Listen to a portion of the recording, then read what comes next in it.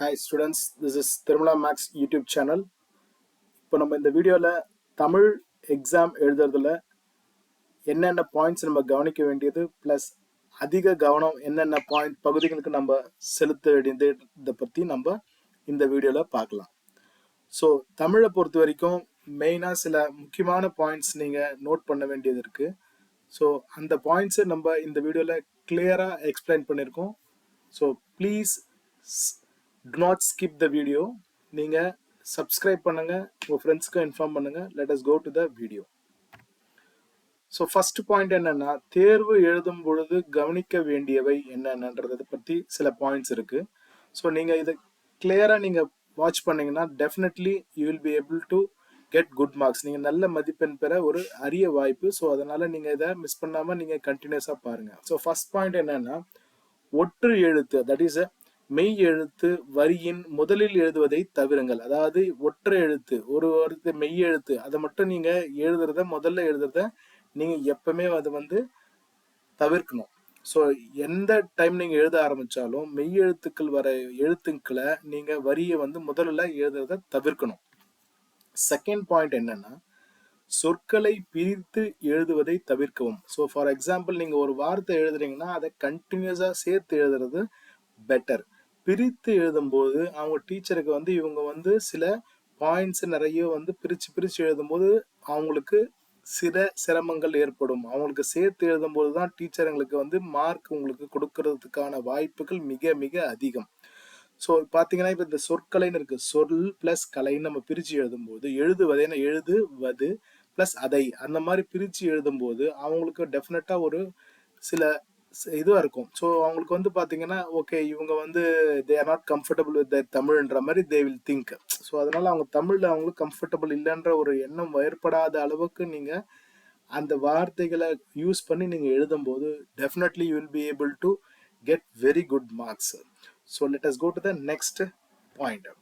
Next point என்னன்னா, நீங்கள் whenever நீங்கள் ஆன்சர்ஸ் நீங்கள் எழுதும்போது யுவர் ஆன்சர்ஸை வந்து நீங்கள் ஈவன் ஃபார் தமிழ்னு கிடையாது, மற்ற சப்ஜெக்ட்ஸ் கூட பார்த்தீங்கன்னா அடித்தல் திருத்தல் இல்லாமல் அழகாக தெளிவாக எழுத வேண்டும். இது வந்து இந்த ரூல் வந்து எல்லா கிளாஸ்க்கும் அப்ளிகபிள் தான். அது 10th இருந்தாலும் சரி, 11th இருந்தாலும், 12th இருந்தாலும், ஆர் ஃபர்ஸ்ட் ஸ்டாண்டர்டாக யாராக இருந்தாலும், whenever you are starting to write an answer, it should not be scribbled or it should not be strike out or it should be legible. அதாவது எப்படின்னா அடித்தல் திருத்தல் இல்லாமல் அழகாக தெளிவாக எழுத வேணும். அப்படி எழுதும்போது தான் உங்களுக்கு வந்து பார்த்தீங்கன்னா மார்க்ஸ் ஸ்கோரிங் இது வந்து உங்களுக்கு மைலேஜ் ஜாஸ்தி கிடைக்கும். So that you will get very good marks in your exams. So அதனால ப்ளீஸ் மேக் ஷுர் நீங்கள் ஆன்சர் எழுதும்போது அடித்தல் இருக்கக்கூடாது, திருத்தங்கள் இருக்கக்கூடாது. அடித்தல் இருந்தாலும் ஒரு லைன் கோடு மட்டும் சின்ன லைனாக போடணும். ப்ளஸ் திருத்தங்கள் எதாக இருந்தாலும் அது வந்து மேஜராக இருக்கக்கூடாது. அழகாக என்ன கண்டென்ட் நம்ம கொடுக்குறோமோ அதை வந்து நீங்கள் தெளிவாக கொடுக்கறது பெட்டர்.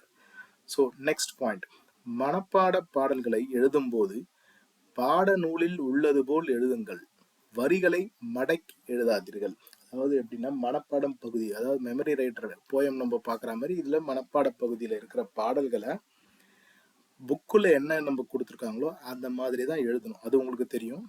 ஸோ அதே ஃபார்மேட்டில் இருக்கணும். சப்போஸ் அந்த 4 வரிகள் அந்த இருக்குன்னா அந்த 4 வரிகளை அந்த 4 வரிக்கான பர்டிகுலர் லைன் என்ன லைன் இருக்கோ அந்த லைனில் இருக்கிற டேர்ம்ஸை அப்படியே தான் எழுதணும். சில பசங்க என்ன பண்ணுவாங்கன்னா கொஷின் ஆன்சர்ஸ் எழுதுகிற மாதிரி எழுதுவாங்க, எல்லாரும் கிடையாது, ஒரு சில பேர் எழுதுவாங்க. அதை தவிர்த்துட்டு புக்கில் என்ன ஃபார்மேட்டில் இருக்கோ அந்த ஃபார்மேட்டில் எழுதணும்னு சொல்கிறாங்க. வரிகளை மடக்கி எழுதாதீர்கள், அதை தான் அதோட மீன் பண்ணுறாங்க. So please children, please make a note of that. மனப்பாட பாடலை அதை புக்கில் இருக்கிற மாதிரி எழுதுங்க, அந்த வரிகளை வந்து மடக்கி எழுதாதீர்கள். So let us go the next one. கடிதத்தை ஒரே பக்கத்தில் தொடங்கி அதே பக்கத்தில் முடித்தல் நல்லது.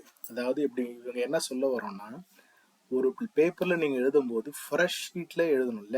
லெட்டர்னு எழுதும்போது பார்த்தீங்கன்னா இங்கிலீஷாக இருந்தாலும் சரி தமிழாக இருந்தாலும் லெட்டர் நீங்கள் எழுதும்போது ஃபர்ஸ்ட் நீங்கள் என்ன கடைபிடிக்கணும்னா அது ஸ்டார்ட் பண்ணுறதை வந்து ஃப்ரெஷ் பேஜில் ஸ்டார்ட் பண்ணணும். That is more important than completing the letter writing. So fresh ஷீட்டில் எழுதுறது, அதுவும் டாப் லெஃப்ட், அதாவது லெஃப்ட் ஹேண்ட் சைடில் இருக்க பேப்பர் டாப் லெஃப்ட் பேப்பரை எழுதுறது மிக மிக மிக மிக ரொம்ப பெஸ்ட்டுன்னு சொல்லலாம். ஸோ நீங்கள் அந்த ஃபஸ்ட்டு ஷீட்டு ஃப்ரெஷ் ஷீட்டில் ஸ்டார்ட் பண்ணும்போது கண்டென்ட் உங்களுக்கு பார்த்தீங்கன்னா டேட் இருக்கும், ஃப்ரம், அனுப்புனர், பெறுநர், அப்புறம் அதோட தலைப்பு, அப்புறம் என்ன சொல்ல வராங்க எல்லாமே சேர்த்து ஒரே பேஜில் நீங்கள் முடித்தால் நல்லது. ஏன்னா நம்ம ஒரு ஃபார்மலாக ஒரு லெட்டரை ஒன்று அனுப்புகிறோம்னா அந்த லெட்டர் வந்து ஒரு பக்கம் அல்லது 2 பக்கம் தான் இருக்கும். அது வந்து பாதியில் எழுதுகிற மாதிரிலாம் வேண்டாம். You have to start from the fresh page and from top left is better advisable. Top left என்னன்னா ஒரு பேப்பரில் 2 சைடு வரும். அதில் லெஃப்ட் ஹேண்ட் சைடு டாப்பில் நீங்கள் ஆரம்பித்தா that would be very easy and for you to get good marks. So please children, please make a note of that. கடிதம் எழுதும்போது ஒரு பக்கத்தில் துவங்கி அதே பக்கத்தில் நீங்கள் முடித்தா you will get very good marks, maybe full marks also you can get it. So let us go to the next one. முன்னாடி பார்த்ததெல்லாம் தேர்வு எழுதுறதுக்கான என்னென்ன இது கவனிக்க வேண்டியது. இப்போ வந்து அதிக கவனம் செலுத்த வேண்டிய பகுதிகள், அதாவது இது வந்து தமிழில் இருக்கிற என்னென்ன பகுதிகள் மூணு மூணு பாடத்தில் இருக்கிறவங்க, அதாவது 11, 10, 12 எல்லாருக்குமே சொல்கிறேன். இந்த கான்செப்டில் இருக்கிறத மெயினாக நீங்கள் கவனம் செலுத்தணும். ஸோ இதில் என்னென்ன டாபிக்ஸ் இருக்குன்றது நான் இன்னும் ஒரு 4-5 பாயிண்ட் இருக்குது, நான் கவர் பண்ணுறேன். ஸோ அதில் நீங்கள் கவனிங்க. ஓகே.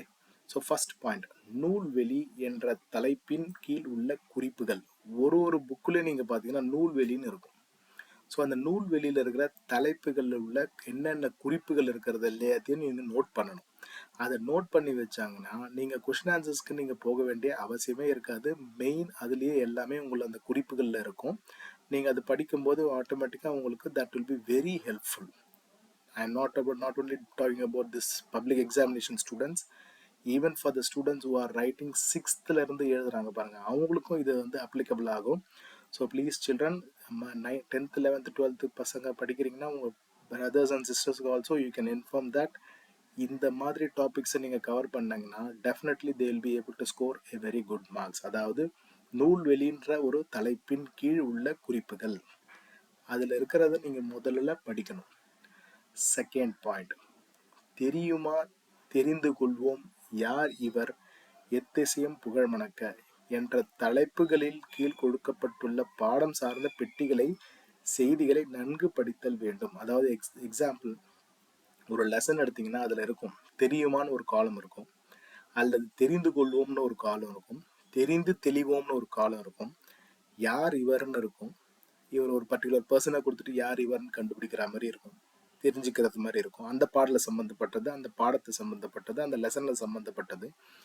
எத்திசையும் புகழ் மணக்க அப்படின்ற ஒரு டாப்பிக்கும் அதில் கவர் ஆகும்.